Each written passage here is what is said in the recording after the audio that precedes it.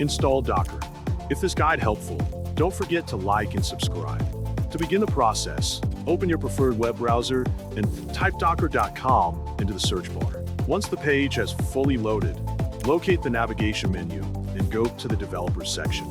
Inside that section, find and click on the Documentation section to proceed. After reaching the documentation page, look for the Get Docker button and click on it to move to the download options. Scroll down through the page until you find the Download Docker Desktop for Windows option and click on it. A new page will appear prompting you to choose your operating system. Select the version that matches your system specifications, then click on it to begin the download.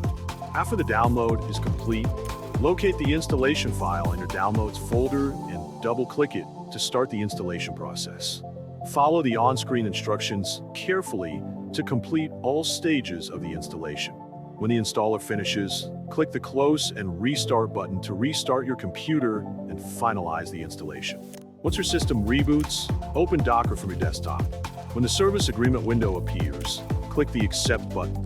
After Docker opens, you can either sign in or skip the sign-in steps to go directly to the Docker homepage.